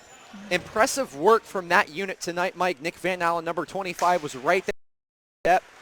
VA, we know how much he loves playing around the crease. Call him a crease monkey. Left point is Bladen Reed. A shot to the back of Rittenhouse and cleared out by the Mountain Hawks with 45 to play on the man up. It's now Ben Auerbach, a touch up in the trapezoid. Temple taking their time here. It's now Bladen Reed on the breakout. Accelerates through center. Reed to the high slot on his backhand of the forehand. Goes end to end. Bladen Reed. Shot scores! The few, the proud, the Brandon LeBombard. It's 4-3 with 14:38 to play. Dylan, you better get that celly from Brandon LeBombard right there. What a celly. He washes the ice. Relentless effort from the Owl. Bladen Reed with the initial chance. Brandon LeBombard never giving up on the play, and he pokes it through the legs of Burgess and gives the Owls a 4-3 lead here on the power play. A huge goal from Brandon LeBombard put on the season. 19th point total on the year. It's a biggie from number 44, who has not shied away from the aggressive moments in big games. 14:28 to play here in the third period. Lehigh back to even strength. Both teams at that now. Scorer's got to take that off the board. Could cause some confusion in the corner board. It's now Mcdowell. Mcdowell lost that battle. A nice, easy touch pass. Temple's got to be quick on their response. Left circle entry. It's Kelly. Kelly now in a battle. Bowles. A play off the corner board. McDowell now pinned up in the corner. Number 8, Sean McDowell. Trying to feed it out. Gets it to neutral ice. Quick to it. It's Alex Magglio, the freshman. Magglio, a nice feed to McDowell. McDowell tried to get the puck in the slot. It was a better defensive play by Jake Levine. McDowell along the half board. Looked to send that straight cross ice. Couldn't reach Magglio. Kaiser, point blank shot. And a follow-up by Magglio on the doorstep. Puck is still loose. That puck was never covered up. It was never covered up. I saw that with my own two, and Temple As did I. on the end of a wrong chance there, Mike. That puck should have been alive. Great relentless effort by number 38 white, Sean McDowell, going against a guy who is much bigger than him, but he never gives up his small body, and he keeps throwing the body and got the puck deep, and the Owls get an offensive zone draw because of it. And a shot from the left point, a nice little cheeky shot from Bladen Reed. And as our head man in charge here, Dylan Coyle, mission control, I can't say exactly what he just told me, but the English translation reads, "These refs stink." Take that for what you will, Mike. It's an aggressive statement. And a nice touch up there. It looks like LeBombard was trying to go one touch to Kaiser. I'm very worried about him gifting Brandon LeBombard's celebration. Mike's way too concerned with the LeBombard celebration. I'm railed in here. We got 13:18 to go. Dylan is on it. Dylan's been There ahead we of go. it. Dylan had it in the first period. Let's just be honest. I mean, that thing was gift in the first period. Before it was even scored, it was gift. A play along the half wall. It's Kaiser. Playing the game of poke and check. Eventually touched up by Ian Bowles. Got to be careful. Lehigh tight roping the blue line. Ian Bowles, a good defense, falls to the ice. Number 42, playing in his final game here for the Temple Owls. Junior. So he will have one more year left. But he is still, nonetheless, laying it all out there. I know how bad we want that goal, Mike. I was about to say, one more year for him to get that goal. So Absolutely. if we don't get it tonight, we still got It does, in ways, confuse me how Jared, Dylan, and Bowles are a year old or a year younger than me.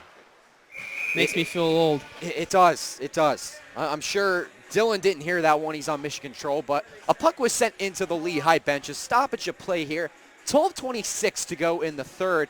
And shot heavily in favor of Temple over 10 plus here, 37-26. That's just great to see. A great way for the Owls to end the season. Ondick Rister tried to feed Van Allen on the doorstep, picked off by Lehigh. What an idea from Ondick right there. Had VA, just had to get the puck on his stick, but couldn't. Talking with Brent in the hotel room, and a shot to the bread basket from Russo. Talking to Brendan Ondick in the hotel room, Mike, did not shy away from top-tier competition in his club days back in the day. I mean, he was telling us some interesting stories, how he played against Connor McDavid one time and even Austin Matthews. I believe it was one tournament he was referencing on the same team as Mitch Marner. So Brendan Ondick, he is someone with plenty of talent that could have played Division I hockey at a big school, but you know, he said it himself, Division I hockey wasn't for him. He wanted to go to school, get a good education, have some fun playing club hockey, which he's doing. We are very happy he is here playing club hockey for Temple and not Division I hockey somewhere else. Especially if we get him to join the media team to replace us. This is a huge announcement that we will fully unveil after the game, but yes, the rumors are true. Brendan Ondick will be joining the media team. And a shot left point, scores. A ripper wrister from Connor Mulholland. And Lehigh gets one back again. It's tied up, 11:39 to play. Not too much you can do there if you're a Big Ben Auerbach. That shot from Mulholland just was a seeing eye shot. It deflected just ever so slightly off of Nick Van Allen and also Charles Giazza, who was perched up in the slot. So it hits two different shin pads, maybe even more. Couldn't get the full effect of it, but not an easy save for Auerbach. A little lip dropping in the butterfly, and a squeeze was right between his legs. A face-off win by the Mountain Hawks just took a bounce to Temple's end. And so now Temple is going to have to get another one back. There's still plenty of time, though. 11:28 in regulation. Sean Fowler has a goal in this one. Tried to make it two. It's now Mahal on a playoff. Magglio there along the half board. Pierce has got to get back for the Owls. Touching up for the Mountain Hawks at Temple. Temple now playing with his teammate Calvo Russo. Calvo Russo and Hempel working with Griffith. Griffith has a mark in this period. It was the original tire at 3. A right wing entry and a good feed, a shot. Great save by Auerbach. Calvo Russo almost beat him. Wow. Huge Hempel save. had a rebound opportunity for Lehigh. Wide open net. He hits the post. It was Calvo Russo, high slot, who just sent one to the shin pads of Bladen Reed. Temple looking to clear this one out here. The Owls trying not to get caught sleeping at the wheel here. It's Jack Pierce on the left point. Pierce a ripper to the glove of Burgess, and Burgess is content to cover this one up. 10:35 to play. A huge, huge game for the Owls and their final one of the season. Playoff hopes are out the door, but they are laying it all out there tonight, Mike, and it's great to see that shot count, as Jay mentioned. 37 is a hefty amount. I can't remember the last time Temple led the game in a shot count, so definitely good to see. A play to the left corner board. It was Barberini. Immediately picked off by the Mountain Hawks. Moving with it is Kelly, who has a mark in this one. And to the breadbasket of Ben Auerbach, who'll cover up. 10:22 to play here in the third period. Dan Carroll, who will be heading off to college next year. This is his final game, Coach Carroll's son. Final game as a TU Ice manager. Thought it would be important to shout that out, make sure no one got left out today. Yeah, well, I mean, if you want, I could hand him to Mike if he wants to say a few words. Would you? Mike, would you? You want to say a few words, Dan? About what? Anything. You're going off to college. We're going to miss you. Yeah. Just say what's up. All right. Am I good? Danny, do I got you? No, we got him. You can talk. Talk right now. Is it okay? Well, thank you guys for the opportunity. This has been a lot of fun to be back. I was with Lehigh for a couple years, but there's been a lot of fun with Temple this year, and I really appreciate the work you guys do. Been fun to work with you guys this year, and good luck. I might be back. You never know. Oh, here's a penalty. He got that one quicker than I could. Dan Carroll has a future in play-by-play announcing. Oh, no, Dan Carroll definitely has a big future in a lot of things, just more than play-by-play. And he was correct there. Unfortunately, it's not going to go the way which we would want it to. It's Michael Irie going off to the box, and maybe Mike can get us a bit more of a perspective on what happened there. I can't really give you too much of a perspective. I was trying to get Dan Carroll to speak into the mic, but Michael Irie is off for cross-check and penalty, so rookie penalties kill upcoming for the Owls midway through this final period. Hockey is a game of sacrifices, and we took a pretty big one with letting Dan get on the mic there, but an important one. one that needed to be made. We missed the penalty, unfortunately, but all you need to know is it's Michael Irie and Temple's down 5-on-4. 9:51 left in the period. Lehigh wrister tried to beat Ben Auerbach. Left circle here, it's Sinisi. Sinisi been quiet since the first. Now to his teammate Calvo Russo. Calvo Russo, left circle, working the cycle. Centering pass, couldn't find a jersey. It's now Calvo Russo in the backboards. Corner board, Calvo Russo working on his back to his 4. Back to Calvo Russo. Calvo Russo works to the high slot, tried to find Goyer. Just too much sauce on it, gets it to neutral ice, and a good opportunity here for Temple to play it out. And they can't do it. Lehigh able to keep it in, so 9 changes remain for Temple. Yeah, Mcdowell's not able to get the puck all any other under the ice, so the Owls are changing. It looked like he was more looking to pass to Giaza on the blue line. Left circle, Sinisi, a rat pass to his teammate, and a ripper from Griffith. Same spot, way too high. Now Lehigh working that left circle here. It's Langevin who has a goal in this one. A feed to Calvo Russo, high here, lets one go, and a good save by Ben Auerbach. In the corner board, Lehigh still keeping it alive. Best forecheck in 2 periods from the Mountain Hawks here. Special teams trying to pull through. Lehigh taking their time. High slot and a clapper down in front. So at the right circle, one-time pass to Calvo Russo. Good save, Auerbach. Goyer took a deflection off Giaz's stick to the corner board. 18 seconds on the man up. Temple, this would be a huge kill. Left circle now. Working it around. Centering pass to Goyer. Can it trickle out? It will. 9 seconds left on the man advantage. Is this backhand to force it in, and a play out by Kyle Smedley. A fantastic kill by the Temple Owls. Those 4 were on the ice for the entirety of the kill. It's now LeBombard coming off the ice, fresh off the goal just moments ago that gave the Owls their 4th of the game. Ian Bowles, the junior from Houston, Texas, sends it to neutral ice. Right wing entry. It's Michael Irie took the piece of a referee with him. On his backhand now, LeBombard. Puck just had too much movement. Through center ice. It's Kelly. Kelly down low, beats him as Bowles. Now off in the corner, it's Michael Irie. Irie gliding. A pass to LeBombard, had too much on it. Along the blue line, it's Kurz. Kurz now working his backhand. A one-time pass to Kelly, just whiffed on it. Kelly picks up his own miss, way left. Ben Auerbach looking to stand strong here. We are deadlocked at 4, 7:12 to play. Pushes it way off into the corner board now. Lehigh playing off in the corner. It's Michael Irie out there on the Owls. Tried to close up the seam. Lehigh able to get it deep. It's Bladen Reed now on the corner board. And a nice defensive play by Sean Fowler. Pushes it to neutral ice. Jack Pierce coming on for the Owls. Lehigh's carrying the momentum they got from the power play and keeping the pressure on the Owls. Temple looks tired. This is a crucial moment in this game. Deadlocked here. Temple, you could argue, Great poke by has Pierce. played some of the better game here, but it's Jack Pierce now on the blue line. Pierce to Magglio. Magglio on the left circle. Feed to Fowler. Had a nice little bounce, just couldn't finish. It's now Lehigh back in transition. It's Levine, a left point entry. Levine working his wrist or a chip. Down low, a great defensive play by Magglio. Magglio looking to sweep it out. The puck bounces it way to neutralize. Lehigh forced to get back. It's now Sean Fowler playing hard on McHugh. McHugh on the left circle. McHugh a feed. Just couldn't find his teammate. Tried to reach the skates of Mena. It's now on the ice for the Owls on his bum, Jack Pierce, who just lost his own footing here, but he's quick to get back up. 5:54 in the third, 37-33. One thing I did point out in last weekend's game versus Virginia Tech, had a skate malfunction pre-game, and it definitely affected his stride, he admitted. Wondering if it's been some of the same tonight. Pierce has had some trouble finding his footing at moments. A right circle shot. Down low, it's McHugh. McHugh in the trapezoid with O'Shea. O'Shea, a nice pick-off by Sean Fowler. Fowler accelerates.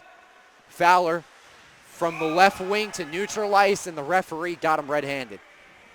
5:22 to play here in regulation. We are still deadlocked at 4. Ben Auerbach facing 33 shots in this contest, saving 29 of those.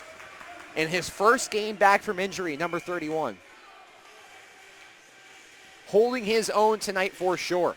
A face-off win by the Mountain Hawks. It's Goyer. Goyer playing along the half wall. Trying to push it deep was Mantelmacher. Mantelmacher able to do in the corner board for Verkler. Now playing down low, it was Russo trying to do a backdoor feed. Puck still idle, and Ben Auerbach is out of position. But luckily, nothing comes out of it. Still left point now, pinned up along the boards. It's Lehigh looking to tightrope, can't accomplish the job.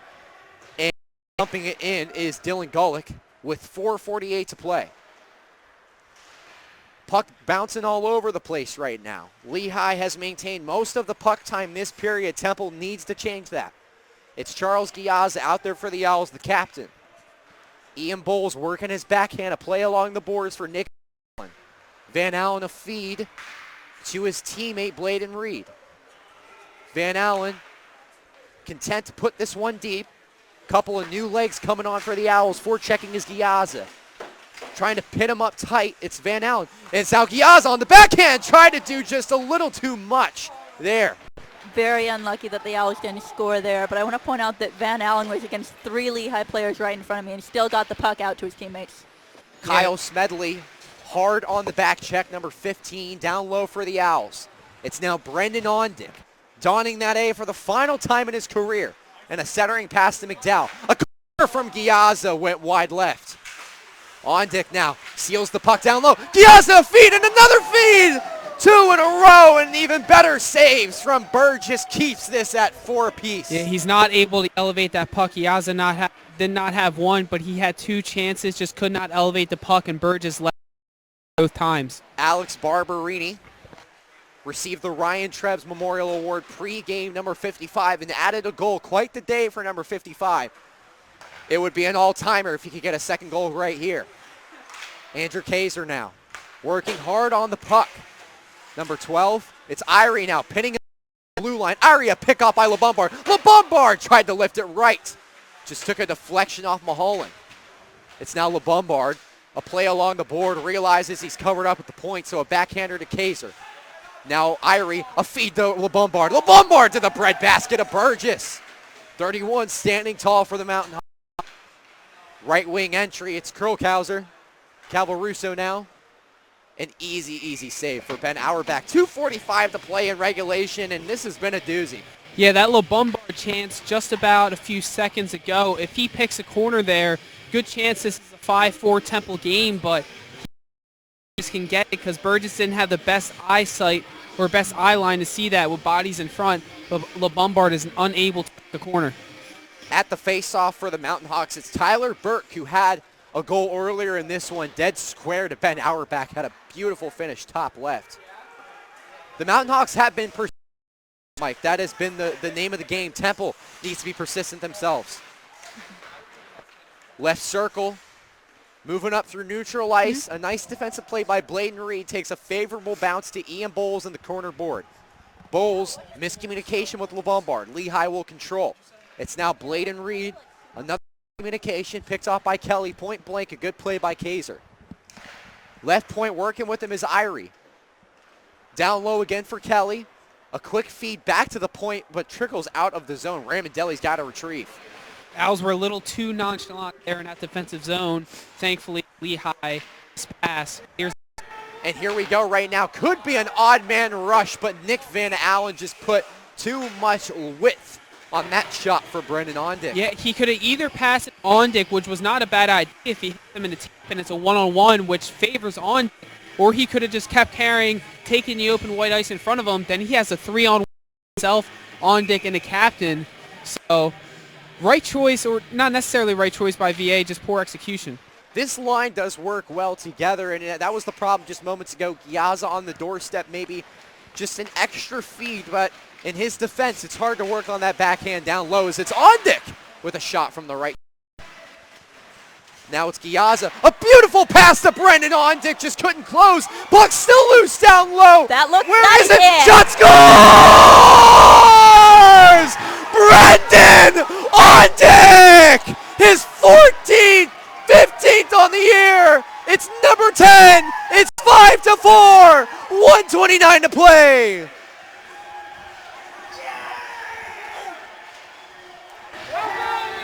It doesn't get better than that. This Owls bench is absolutely loving it.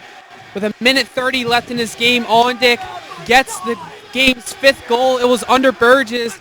Looks like they're complaining they wanted a whistle to stop play, but they did not get it. The Owls kept poking at it, then it eventually crosses the line, and the Owls get the lead thanks to number 10, his 2nd of the day. 32 points on the year for Brendan Ondick. Adding his 15th goal on the set is officially a team leading goals for number 10. And it's a biggie. 1:19 to play in regulation. 41-34 shots in favor of the Owls. Oh, how the turntables. It's Andrew Kaiser now working the deke. Kaiser trying to go down low. He's got Goyer pinned up on the M wall. It's now Goyer just to clear out for the Mountain Hawks. Keep your eyes on 31 Burgess in net for Lehigh. I'd have to assume he's following the play if Lehigh can come up. It's Brandon LeBombard, a cheeky shot from the slot. Another good save. Lehigh looking to touch up. Temple looking to apply the pressure here. Under 45 seconds to play here in the 3rd period. Right at the trolley tracks, it's Michael Irie. Temple looking to close out 2020 on a high note here. Charles Giazza content to feed it back to Barberini. Barberini, cross ice pass to Michael Irie. Irie, easy goes. It's now Brendan Ondick, a left point. Lehigh can't clear it out. Burgess still in net. 21 seconds to play. And you got to think this is it. But no, Sean McDowell, for all that, for Krolkauser now to pick it off. It's Russo. Russo, a shot. Burgess to the bench. 11 seconds to go. 10 seconds to go now. Temple looking to clear it out. 6 seconds remaining on the clock. Pinned off in the board. 2019, 2020, ending on high note. It's the Temple Owls with a 5-4 victory on Senior Day. I am so pleased to know that Brendan Ondick got the game-winning goal in his final game. It was Brendan Ondick, the senior, on the spot. I could have sworn it was 14 until it was 2. 15 goals total on the season for Brendan Ondick, and that's where he'll close his tab. An unbelievable effort from the Temple Owls today through 3 periods of hockey. This team was outshot 10-3 at one point. 42-34, the shot count ends. Ben Auerbach in his return, number 31, gets the win. It does not get much better than that on senior day. The will win, fighting for a playoff spot, but the will just to fight on your last game of the season, get the job done. Brendan Ondick took the air out of the Igloo in Mount Laurel, New Jersey. What a finish. 5-4 the final score. And Who do you want me to talk to? I'm leaning towards the captain because we already got Ondick after the first intermission. What are you guys thinking? I think it's proper here. Charles Giazza, number 5. Definitely get the captain. I definitely want to hear him comment. Mike's going to get Charles, number 5, wearing that C for the final time. And with a win becomes an emotional time, but hold the tears for now. We got a killer interview coming our way here. Mike Zingroni's going to make his way to camera. We're coming. What a finish. I mean, absolutely phenomenal for a team. Took the worst end of it on a road trip last weekend. Last night, a tough break for them, losing 3-2 in Bethlehem, PA, but back in their home barn tonight with a 5-4 win. And Mike with who else but Charles Giazza? Yeah, I am with. We tried our best. Could you maybe try to sum up what happened in that third period? It was just back and forth the whole time, and a lot of crazy bounces, a lot of breakaways. Both teams had chances, but we came out with it. So. Yeah, well, Ondick got the game-winning goal right down there. Kind of tough for us to see with all the bodies in front. So what did you get from an up-close view? I fed it over to him on the left side. I think he tried to dangle. It was just stuck up under the goalie. We were poking around at it, and it just squeaked in, and that's how it happened. Yeah, well, last game of the season, senior day, obviously there's going to be some emotions there. Not playing for a playoff spot, but I can tell you guys wanted it. What did it feel knowing that you guys got the win? Yeah, it's our last game ever, so, we were going to empty the tank and put it all out there, and that's what we did. We're just happy to get it. Charles, thank you. Congrats on a great career. Thank you. For the final time, number 5, Charles Giazza skates off for the Temple Owls, wearing that C, and we got the seniors gathering over there. It's a little emotional for us, Taylor. I got chills right now, Mike, and you knew it was time here. Justin Oakes, our faithful photographer who was just in moments ago making his way towards the seniors, and what a beautiful way to end it. I mean, just unbelievable. Jack Pierce skating the center ice with the Ryan Trebs jersey. Number 16 will never be worn ever again by a Temple Owl.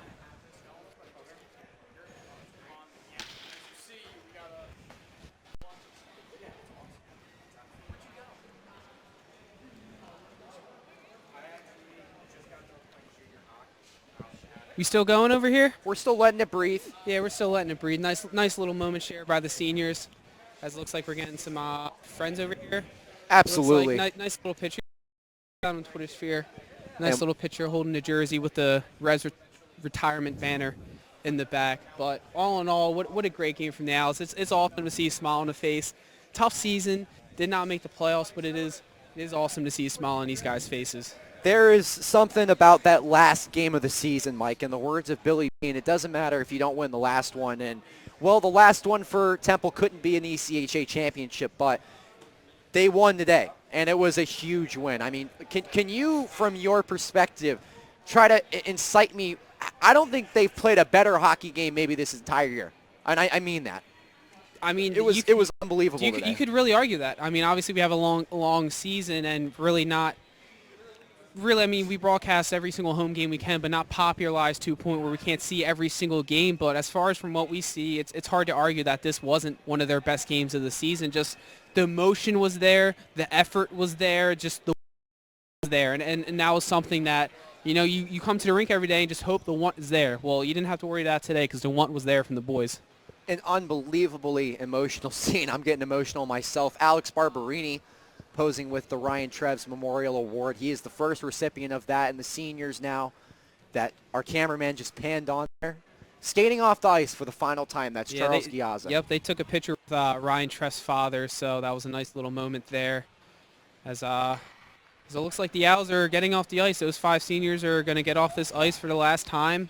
Great careers for all of them, and it's kind of only fitting how the best line of the game from either team was a line made up of 3 seniors from Brendan Ondick, Charles Giazza, and Nick Van Allen, the trio we had in our hotel room for the podcast. We know about that chemistry, and they were just absolutely killing it today. So just fitting to get that game-winning goal with 1:30 seconds left. It was Brendan Ondick. If you're just tuning in, he had 2 goals.